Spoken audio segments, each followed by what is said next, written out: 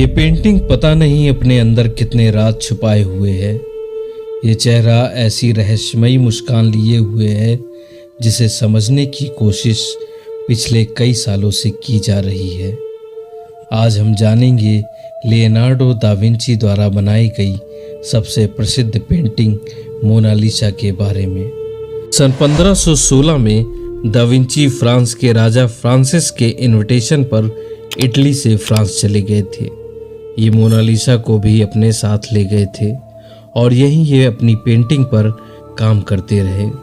लेकिन 1519 में da Vinci की फ्रांस में मृत्यु हो गई, इसलिए मोनालिसा पेंटिंग को दा विंची के स्टूडेंट सलाई को सौंप दिया गया। पर कहा जाता है सलाई ने ये पेंटिंग 4000 सोने के सिक्कों के बदले किंग फ्रांसिस को बेच दी थी। इसके बाद ये पेंटिंग फ्रांस में पैलेस ऑफ फोंटेनब्लो में रखी गई। फिर किंग लुइस ने इसे पैलेस ऑफ वर्साय में भेज दिया। इसके बाद 1797 में फ्रांस की क्रांति के दौरान मोनालिसा को फ्रांस के लुव्र म्यूजियम में रख दिया गया। तब से आज तक ये पेंटिंग यहीं पर रखी हुई है। इटली आज भी ऐसा दावा करता है कि मोनालिसा पेंटिंग पर आज भी उसका अधिकार है।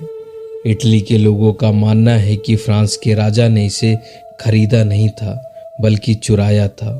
फ्रांस की सरकार पेंटिंग को वापस ना देने के 2 कारण बताती है।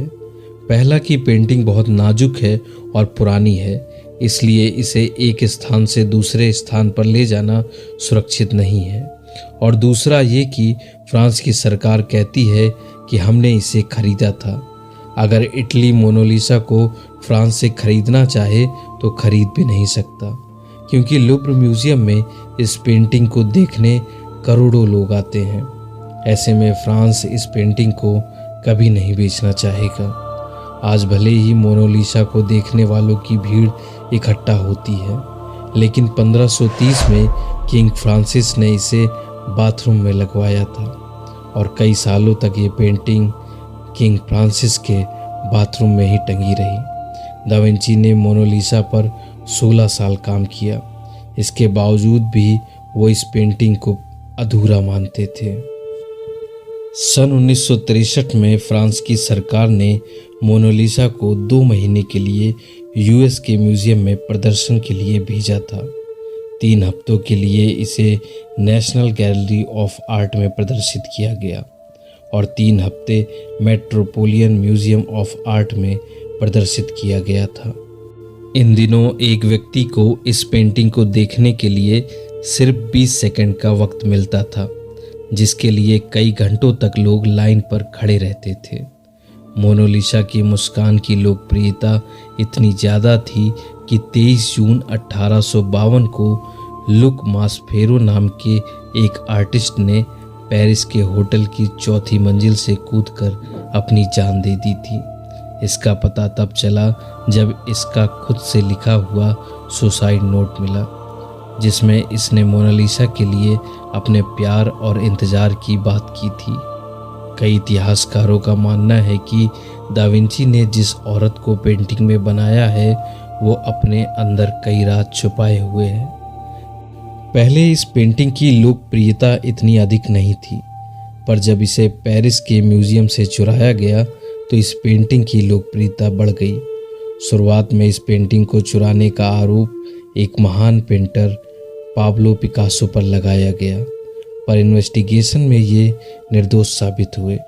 इसके बाद लुव्र म्यूजियम को 1 हफ्ते के लिए बंद कर दिया गया, ये सोचकर कि पेंटिंग म्यूजियम के अंदर होगी तो मिल जाएगी, लेकिन असल में इसे चुराया गया था म्यूजियम में ही काम करने वाले एक वर्कर के द्वारा, जिसका नाम था विंसेंजो पुरुगिया। पुरुगिया असल में कोई चोर नहीं था, बल्कि वो एक देशभक्त था इटली का।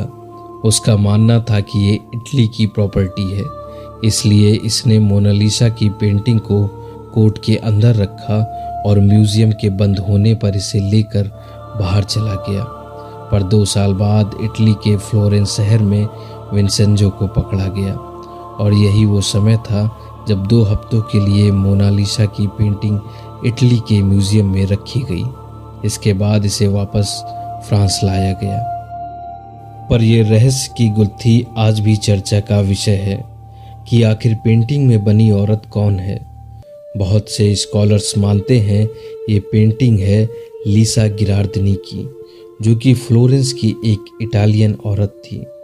पर कुछ का मानना है कि दा विंची ने खुद को औरत के रूप में इस पेंटिंग में बनाया था, लेकिन 1550 में इसका खुलासा हुआ जब एक इटालियन पेंटर जॉर्जो वसारी ने दा विंची की आत्मकथा लिखी।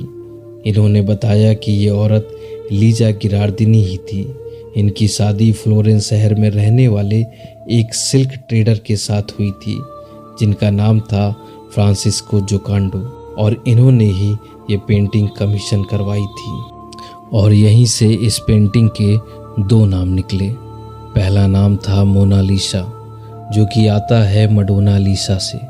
पारंपरिक इटालियन भाषा में मैडम शब्द के लिए मडोना शब्द इस्तेमाल किया जाता है, और मडोना लीसा का मतलब हुआ मैडम लीसा, और मडोना का शॉर्ट फॉर्म बना मोना, यानी मोनालिसा का मतलब है मैडम लीसा। इसके बाद आता है मोनालिसा का दूसरा नाम लीसा जोकोंडो, जो कि इनकी शादी के बाद पड़ा। इसलिए आज भी पेरिस के लुव्र म्यूजियम में मोनालिसा की पेंटिंग के नीचे फ्रेंच भाषा में ला जोकोंडो लिखा हुआ देखने को मिलता है। आज भी वैज्ञानिक इस पेंटिंग पर रिसर्च करते रहते हैं। कुछ का कहना है कि दा विंची ने इस पेंटिंग में कुछ कोऑर्डिनेट्स छुपाए हैं, तो कुछ का कहना है कि ये एलियन से संबंधित है। पर सच्चाई क्या है ये कोई नहीं जानता। क्या सच में मोनालिसा में कोई रहस्य छुपा हुआ है, या ये सिर्फ एक पेंटिंग है? मिलते हैं नए वीडियो में, तब तक के लिए धन्यवाद।